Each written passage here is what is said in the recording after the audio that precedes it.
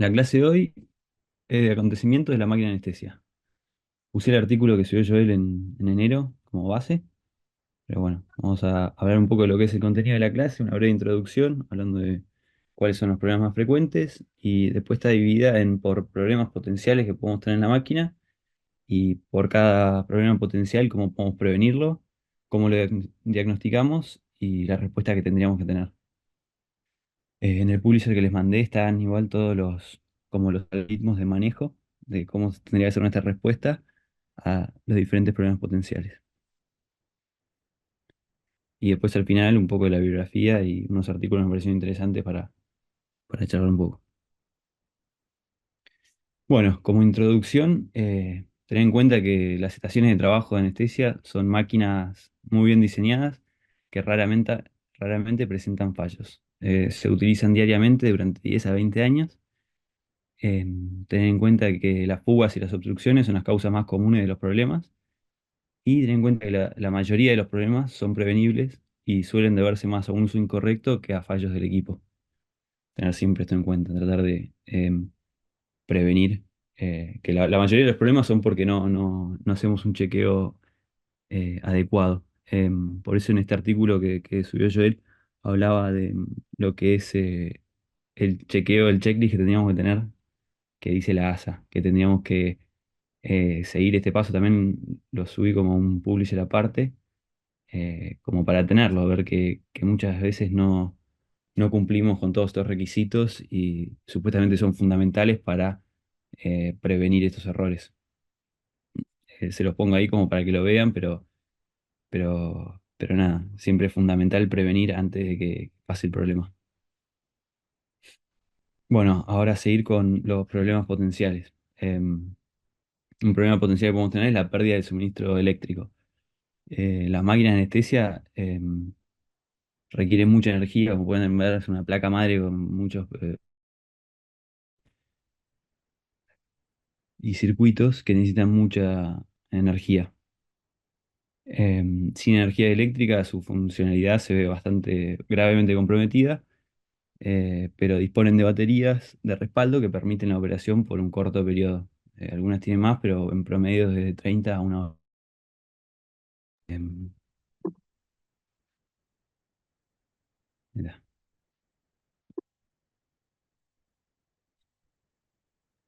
Bueno, como prevención siempre tenemos que confirmar la presencia de energía de corriente alterna y batería durante la verificación previo al uso. Como diagnóstico, el primer signo evidente va a ser la alarma de pérdida de suministro eléctrico. Em, y bueno, tener en cuenta que todas las estaciones de trabajo permiten la ventilación manual con oxígeno en caso de falla eléctrica total. Acá le subí este algoritmo de lo que son las diferentes alarmas. Las manifestaciones pueden ser pérdida de iluminación, pérdida de energía en otros dispositivos, pantallas en blanco, o directamente que el ventilador deja de funcionar si no hay respaldo de batería. Eh, Ante esta alarma, nosotros tenemos la respuesta, me pareció como bueno tenerlo como ordenado, ¿viste? Por números y ir siguiéndolo paso a paso, porque la verdad que hay bastantes alarmas y a veces tratamos de solucionar y a veces nos encontramos con varios problemas, entonces le subí como este tipo de algoritmo como para que lo tengan por si les llega a fallar alguna máquina. Nada, verificar al paciente siempre ante una falla del suministro eléctrico, tener en cuenta que lo vamos a tener que ventilar manualmente, eh, tener en cuenta que las máquinas de anestesia tienen un suministro de oxígeno preservado, que puede funcionar la máquina sin energía con el auxiliar, pero bueno, lo ideal sería, si no tenemos luz, obtener otra fuente de luz, que puede ser una linterna, teléfono celular, probar con otro tomacorrientes, idealmente uno conectado a la red eléctrica de emergencia, conservar el suministro de batería, no sabemos cuánto tiempo nos vamos a quedar sin batería, y tratar de convertir el modo de ventilación manual o espontánea.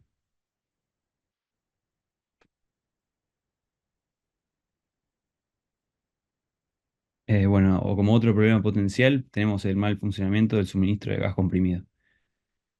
Las máquinas requieren una fuente de oxígeno comprimido y otros gases respiratorios. Los problemas pueden incluir baja presión en la línea de gas, gases incorrectos en la línea, contaminación por partículas de agua, desconexión de mangueras, fugas o obstrucciones. Como prevención, siempre verificar que las presiones de gas estén entre 45 y 55 PSI, que en bar son de 4 a 6, y que el cilindro de oxígeno, esto lo marcaba bastante, que nosotros que tendríamos que tener un cilindro de oxígeno de repuesto. Em, Nada, eso como para prevenir, ¿no? Y como diagnóstico, a veces lo que vamos a tener es una alarma de baja presión de oxígeno que puede indicar un mal funcionamiento de lo que es el suministro de este gas. Y la respuesta a este evento de oxígeno y conservar el suministro. Y si se suministra un gas incorrecto, desconectar la máquina en la fuente de oxígeno del conducto y abrir el cilindro de respaldo. Acá les dejé una alarma que puede aparecer con este acontecimiento, que es la alarma del fracción inspirada de oxígeno bajo. Las manifestaciones son esas: un afío menos a lo esperado, una saturación baja o una baja concentración de anestésico. Y como respuesta, lo primero que tendríamos que hacer es el aumentar el caudal de oxígeno y disminuir el caudal de los otros gases. Si el afío no aumenta, o sea, si la concentración de oxígeno empleado no aumenta, tenemos que sospechar un mal suministro del gas. Ahí tendríamos que abrir el cilindro de respaldo y desconectar la manguera de la tubería. Lo que marca es que no tendríamos que usar el caudalímetro del oxígeno auxiliar en la estación de trabajo de anestesia, ya que tiene la misma fuente de oxígeno. Y lo ideal, bueno, en estos pacientes es ventilar con bolsa de reanimación manual conectada a un cilindro de oxígeno diferente. El otro día hablaba eh, con Germán Ríos y me contó un caso parecido que le pasó, que de golpe no hubo oxígeno a nivel central y tuvieron que traer otro oxígeno, pero nada, estuvieron casi una hora sin oxígeno central. Y hoy Gonzalito también me contó de un caso que tuvo con Marce, que estaban ventilando dos pacientes y se quedaron sin oxígeno y tuvieron que traer, tenían solo un tanque y fue todo un problema, ¿no? Pero bueno. Con vos estaba o con Manuel, me parece, No, que con se Gonza. quedó. O a mí me dijo Ah, Gonza que estuvo con vos en un caso en que se había quedado sin oxígeno. Conmigo y con Gonza, Ah, éramos los tres, con los creo. dos. Sí, sí. Sí, Y se cortó el oxígeno en el central. Y a tuvimos veces que lo que traer pasa es que un hacen tubo de mantenimiento de oxígeno los de. gases y se de corta la el UCO. suministro. Sí. Tuvimos que traer un tubo de la UCO. Pero tiene que haber siempre en un quirófano tubo de oxígeno. Y con eso, bueno, no lo estamos chequeando. Porque uno dice, bueno, no creo que pase. Y cuando Pero, pasa, tenés que tener la solución. Está bien, puedes ventilarlo con aire, porque aire había. Pero bueno, después se cortó el pero aire, me sí, te parece. toca un paciente que necesita una FIO más alta o algo y pueden chotar. Nada, uno tiene opciones. Tenés el ambú, le pones Sí, el tubo, pero agarrás el ambú y listo. no siempre lo podés ventilar con aire, como dice Tris, si tenés un paciente séptico que está con una hora alta, todo, que está con una FIO al No, obvio, 8 pero o al 1. para la supervivencia agarrás el ambú. Obviamente lo tenés que pasar activa, se te despierta, pero bueno, hay que tener un tubo de oxígeno con todas las conexiones, porque tampoco teníamos un tubo de oxígeno ahí, no había, ¿cómo se llama? El conector para ponerlo en la mesa. Y hay un montón de centros, por ejemplo, en Aldaz trabajamos y no tenemos oxígeno central, tenemos tubos de oxígeno y de aire. Entonces, cada vez que vamos, vemos cuánto tiene de presión y vemos si se puede largar o no la anestesia, o si pedís otro para. Y cuando nos vamos, tenemos que mandar al que va a venir al otro día cómo quedó el tubo de oxígeno. No en todos los lugares hay oxígeno central, entonces es fundamental lo que estás diciendo, es Sí. fundamental. En tasa tampoco no tenemos central y tenemos en traumatólogo asociado. Entonces es fundamental ver cuánto tiene y si te va a durar para toda la cirugía. Sí, aparte, como pueden ver, en el checklist está, ¿viste? Lo primero que dicen: verificar que el cilindro de oxígeno auxiliar y el dispositivo de ventilación manual autoinflable estén disponibles y funcionando. Ah.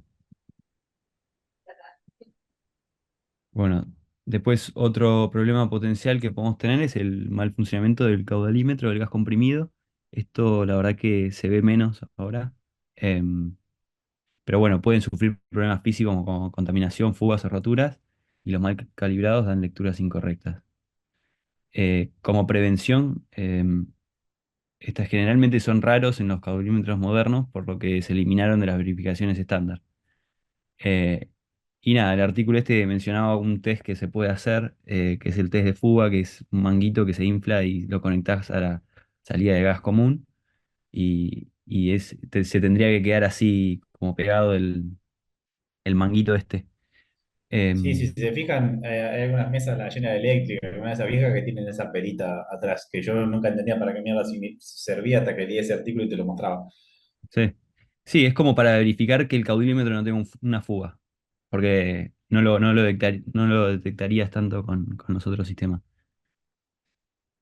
Nada, es que si no se vuelve a inflar es que no tiene fuga a nivel de estos caudalímetros. Pero si se sospecha un problema, la respuesta es retirar la máquina para la reparación. Otro problema que podemos tener es un mal funcionamiento del vaporizador. Eh, Generalmente ocurren por errores humanos durante el llenado de la instalación. Ahí les subí una foto de lo que es más o menos el vaporizador. Em, y nada, generalmente los errores son eso, como dije, no llenar el vaporizador, usar el agente incorrecto o dejarlo o no encenderlo directamente. Como prevención, siempre antes de usar una mesa tenemos que asegurarnos de que estén llenos, cerrados y no presenten fugas. Em, como diagnóstico, un mal funcionamiento o uso incorrecto del vaporizador pueden causar una CAM baja, resultando en despertares intraoperatorios. Eh, y la respuesta que tendríamos que tener es llenando o cerrando correctamente el vaporizador y si está defectuoso y no podemos usarlo, pasar a una anestesia total endovenosa.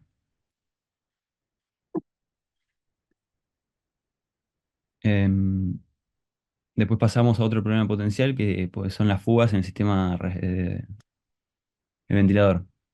Una fuga grande impide la ventilación con presión positiva y la administración de gases anestésicos. Como prevención, siempre verificar la existencia de fugas durante la autoprueba de la máquina. Em, y nada, como un dato que me pareció interesante, la máquina del materno, vos le podés setear a qué hora querés que te verifique el chequeo de fugas. Y no necesita nada manual que vos le pongas, sino que te dice si tiene un error. Pero O nada, sea, la podés como dejar configurada para que la haga podés el tener chequeo de la configurada máquina para de que antes, todos los días a las 7 de la tipo a las mañana 7. haga el chequeo, ¿entendés? Entonces nunca te pasa eso de que llegás y por rapidez o algo tengas que verificarlo rápido, sino que todos los días por lo menos el chequeo de fugas lo hace. Genial. Sí. Bueno, como diagnóstico, una fuga grande se va a manifestar como una bolsa de reservorio vacía o fuelle bajo junto con alarmas de apnea. La respuesta que tendríamos que tener a esto es cambiar la ventilación manual y buscar desconexiones o fugas en el circuito. Este me pareció bueno para ponerlo como algoritmo de manejo. Nada, la alarma va a decir presión de apnea, manifestaciones, vamos a tener fuelle vacío o pistón del ventilador fijo. Y nada, como respuesta, ir bien siempre ordenados, determinar si se está produciendo ventilación en el paciente. Lo primero de todo es siempre la clínica, examinar el tórax, ocultar los pulmones, comprobar la forma de onda de la capnografía y comprobar la saturación. Como segundo paso, vamos a buscar alguna desconexión del circuito, de la calecita. Como tercer paso, llenar el circuito respiratorio con alto flujo, ya que hay una fuga. Después vamos a desconectar al paciente y probar rápidamente la presión del sistema para verificar dónde está la fuga, si está en la estación de trabajo o en las vías respiratorias. Y bueno, si no mejora con esto, no podemos solucionarlo, cambiar la ventilación manual eh, y nada, ventilarlo con un ambú, teniendo en cuenta que no vamos a poder administrar sebo y claramente vamos a tener que cambiar a TIVA, ¿no?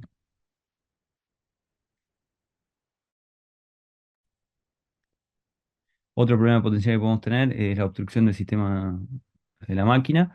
Generalmente ocurre también lo mismo, errores de usuario o en este caso puede haber un mal funcionamiento de válvulas unidireccionales o defectos en la misma máquina. Pero van a ser muy diferentes las manifestaciones. Em, Como prevención, siempre verificar que el gas fluya correctamente a través del sistema durante la verificación previa. Y como diagnóstico, se va a manifestar como una incapacidad para ventilar manualmente debido a la obstrucción, ¿no? Em, Me parece que-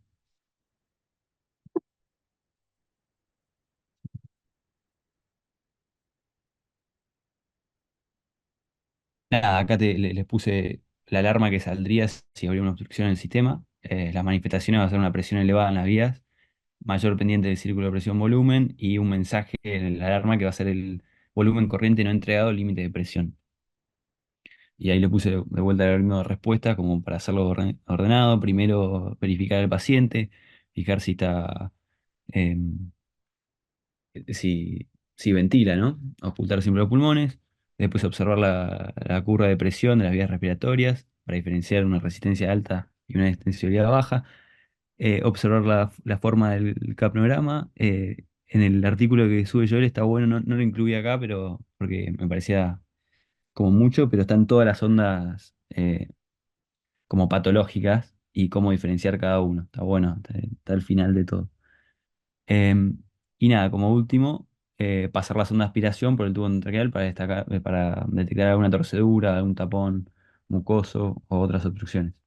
Me parece que el artículo estaba bueno porque te ordenaba y viste que a veces te salta la alarma de presión y vas a pensar en broncoespasmo, no sé qué, pero como hacerlo bien ordenado a veces nos evita bastante dolor de cabeza. Y como otro problema potencial está lo que es el agotamiento o toxicidad del absorbente de dióxido de carbono. Esto me pareció bastante interesante, busqué unos artículos, después se los paso. Pero nada, es el agotamiento de este absorbente lleva a la reinhalación de CO2 y a la hipercapnia. Tener en cuenta que los absorbentes se agotan más rápido con bajos flujos de gas fresco, ya que va a haber más reinhalación. Como prevención, siempre tenemos que cambiar el absorbente cuando la concentración de CO2 inspirado alcanza los 5 milímetros de mercurio. Y tener en cuenta esto que se diferencia con los problemas en las válvulas, que es, va a haber un aumento lento en la concentración de CO2 inspirado.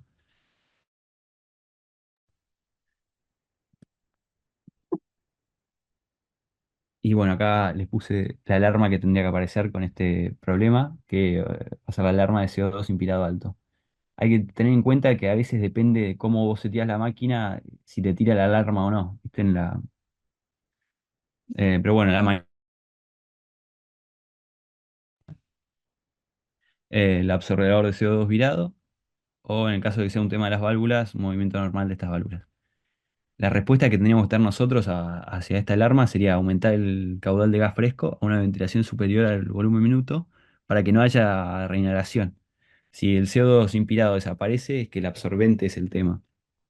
Está agotado. Entonces, eh, lo que, lo que pasamos a hacer es reemplazar el absorbente y verificar que el recipiente esté conectado correctamente, porque a veces cuando no lo conectas bien puede fugar. Y nada, después de hacer esto, vamos a aumentar la ventilación minuto para compensar la reinhalación. Y como le puse el cuadrito ahí, el tema de la capnografía, dependiendo de las válvulas. La segunda fila sería una válvula inspiratoria incompetente, donde vamos a ver un no gradual, sino como más rápido, y la expiratoria sería más pronunciada todavía. Em, Después me puse a investigar un poco de, de la toxicidad que producen los absorbentes. Y nada, investigando un poco, encontré un síndrome que se llama el lunes por la mañana, em, que nada, fue todo un tema en los 90 cuando había un absorbente que se llamaba Baralime, que tenía bases muy fuertes y cuando este absorbente se deshidrataba, em, aumentaba hacía como una reacción química con los gases que producía monóxido de carbono. Entonces, había muchos casos, o sea, muchos casos. De repente analizaban una muestra de gases que aparecía con la carboxihemoglobina muy alta, a niveles de como 25, en pacientes sin mucha sintomatología, ¿no? Porque a veces están enmascarados la toxicidad del monóxido por la misma cirugía y por lo mismo despertar de la anestesia. Pero nada, en definición se refiere al cuadro de toxicidad por monóxido de carbono que ocurre en un paciente expuesto a la primera anestesia de la semana, el lunes por la mañana. Luego de estar la máquina de anestesia inutilizada por más de 48 horas con un flujo alto de oxígeno.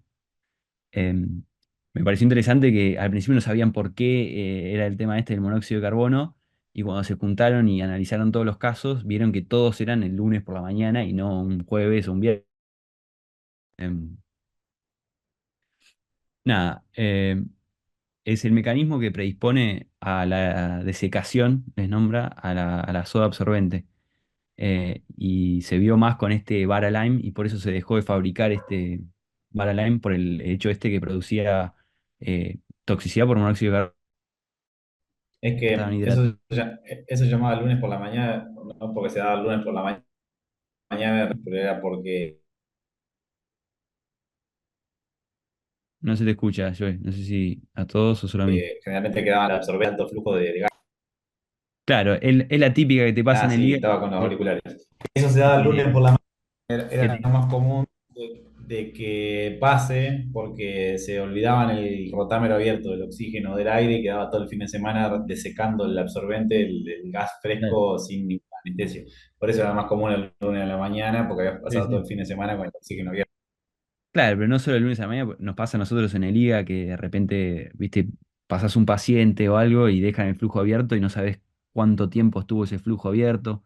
Como que lo que recomiendan las guías es que si vos no sabes bien claro cuánto tiempo estuvo ese flujo abierto, no sabés el grado de desecación que tuvo.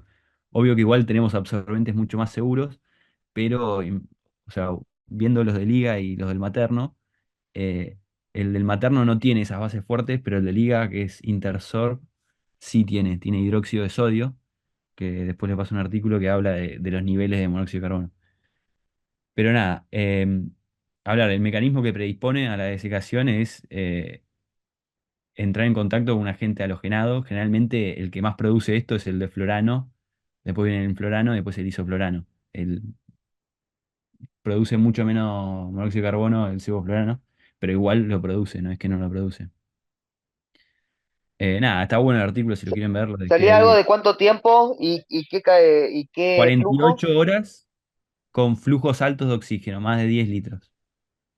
Pero Bien, ese es el síndrome característico, no significa que se seque por dejarlo una noche entera con el flujo alto. Va a haber un bien, grado de bien. oxidación. Eh, Y eso te aumenta nada, por eso de ahí la siempre recomiendan carboximoglobina, la CO2. Perfecto. por eso recomiendan cambiarlo siempre los lunes por la mañana. Como que se tenía que cambiar una vez por semana, no se hace, pero lo ideal es esto. Nada, está bueno el artículo, se revisan los factores implicados y las repercusiones clínicas que puede generar el monóxido de carbono y cómo aumenta la mortalidad, ya que nosotros no tenemos ni un monitor continuo de monóxido de carbono. Eh, y nada, tendríamos que tener en cuenta este por una alta sospecha clínico inmediato, si sospechamos esto, ¿no? Pero bueno, cada vez es más raro por los absorbentes seguros que están haciendo. Eh, Nada, tener en cuenta que esto pasa cuando falla el cuidado de la vigilancia de los equipos y la posibilidad de evitar la caída en el error se hace sencilla cuando hay conocimiento de causa. Por eso hay que revisar, analizar y anticiparse a las sorpresas. Después, investigando un poco de esto, encontré este artículo publicado en 2016 en una buena revista en la Universidad de Nueva York que habla del mecanismo a través de la toxicidad, pero también habla de un potencial terapéutico del monóxido de carbono en bajas dosis. Ahí les puse el cuadrito con el isoflurano, todos los fluorados pueden producir el monóxido de carbono y sus manifestaciones que desplazan la curva de la hemoglobina hacia la izquierda, pero también producen afectación sobre la mioglobina y afectan lo que es la respiración aeróbica y por eso vamos a tener un montón de alteraciones cardíacas como arritmias, infartos. Pero bueno, tener en cuenta que también este proceso de monóxido, se produce monóxido de carbono fisiológicamente.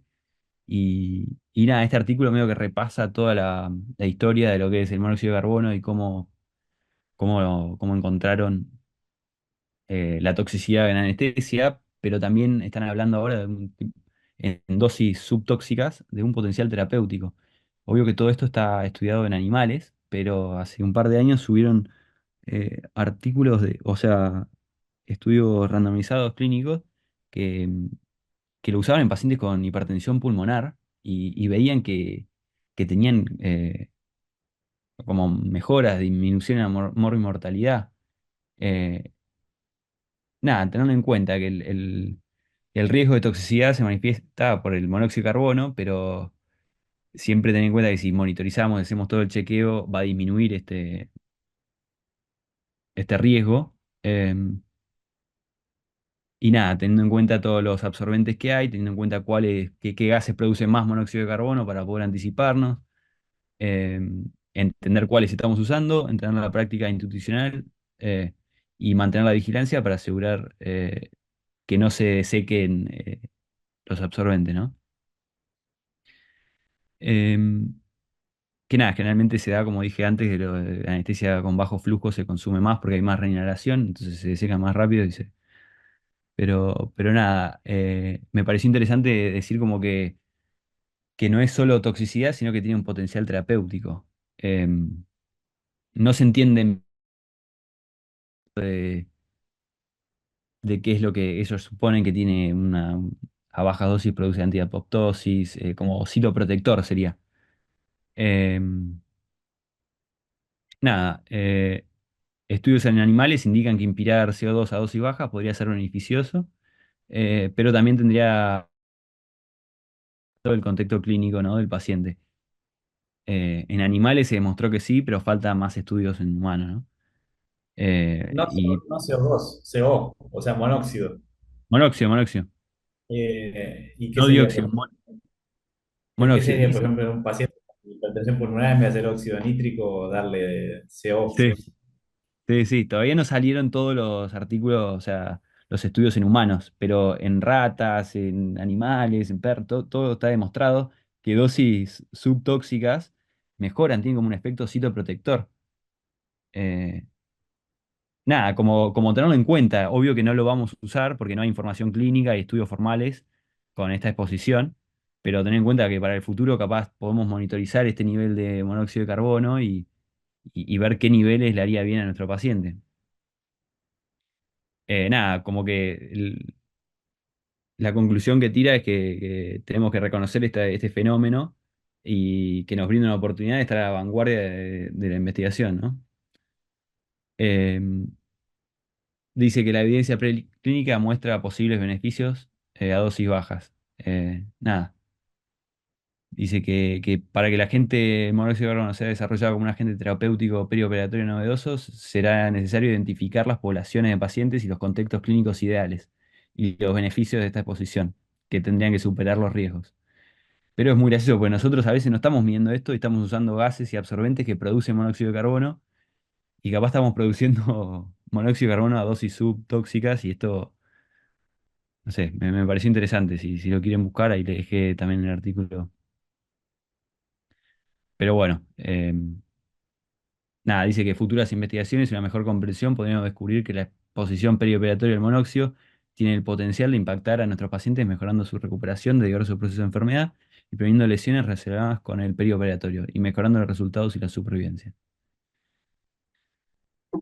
Y después este último, que me pareció interesante, nada,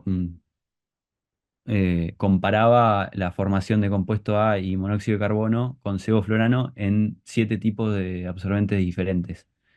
No era un paciente real, sino un paciente modelo. Pero nada, pueden ver el cuadrito, se lo puse ahí como para que vean que el que tenemos nosotros, Intersorb, es parecido bases fuertes, como ven ahí, que tiene hidróxido de sodio. Los más nuevos, el AmSorb o Low Flow Sorb o hasta el de litio, todos producen mucho menos compuesto A y mucho menos monóxido de carbono. Em, Explicarle a los chicos de primero qué es lo que es el compuesto A. el compuesto A es lo que una degradación de los gases que nosotros le damos. Em, Fíjense ahí que está, viste, el compuesto A, la concentración partes por millón. Este compuesto A en ratas se decía que era nefrotóxico y que producía nefrotoxicidad. Nunca se comprobó a nivel clínico humano, pero hubo toda una tendencia a decir que no podíamos hacer anestesia con bajos flujos porque esto aumentaba el compuesto A y producía nefrotoxicidad. Nunca se demostró en humanos, está demostrado en ratas, pero como pueden ver, es muy baja la concentración de compuesto A como para producir toxicidad. Eh, Sin embargo, igual la FDA hay un montón de cosas que dan estos gases, recomiendan no usar anestesia a bajo flujo, pero igual la evidencia muestra que no tiene significancia clínica. Nada, es un compuesto de degradación de los gases que hacen una respuesta con el absorbedor, que como pueden ver cambia dependiendo del absorbente que tenemos. Con el low flow serve o el Amsor no tenemos compuesto A cuando está hidratado, ponele. Pero nada, y después acá está la bibliografía y nada más. Bien. En el Y lo del pulser, compuesto A, sobre todo, es en anestesias muy largas, 12 sí, horas de sí, anestesia, o sea, no una vesícula, es muy raro, pero es una de las causas que por eso en las terapias intensivas no usan para mantener dormido un paciente, ¿cómo se llama? Halogenado, aunque algunas terapias ahora en el primer mundo están empezando a usar, están con los halogenados, están incorporándolos a las mesas de terapia intensiva. Pero bueno, sepan que está esto del compuesto A, muy bien, como dijiste, nefrotóxico y sobre todo anestesias muy largas. mm, Muy buena actriz. No hablaste nada, pero bueno, ya no lo usamos. El óxido nitroso. nitroso, que en todas las mesas todavía está, aunque no está, obviamente no está el gas cargado. Antes había muchos problemas. Conozco un Por la caso mezcla hipóxica, ¿no? de la mezcla hipóxica. Por eso Sí. se sacó, fundamentalmente dormía en segundos, pero conozco un caso donde las mangueras estaban, en la del óxido nitroso estaban en el oxígeno y la del oxígeno en el óxido nitroso. Así que imagínense la catástrofe que fue eso. Vos lo querías preoxigenar, perfecto, el paciente se durmió porque lo pusiste oxígeno, le prendiste los dos, Mm. ¿sí? Oxígeno, óxido nitroso. Pero para despertarlo, ¿qué hiciste para despertarlo? Le cortaste el óxido nitroso y le dejaste solamente el oxígeno. O sea, si las mangueras estaban cambiadas, le dejaste solamente el óxido nitroso. Y el paciente empezaba a desaturar, y le aumentabas más el oxígeno. Y, o sea que le estabas aumentando más el óxido nitroso. Y desaturaba, desaturaba, desaturaba, y se termina muriendo.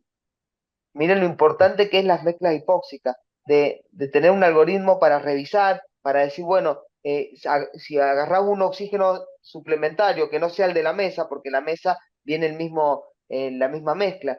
Lo importante es el oxígeno auxiliar, ¿sí? Que Sí. en estas situaciones salvamos una vida. Pero bueno, el óxido nitroso, casi ninguna mesa hay, no sé si ustedes conocen alguna mesa que tenga, pero súper peligroso. Bueno, chicos, muy linda la clase, Tris. Es un tema Ujú. muy importante.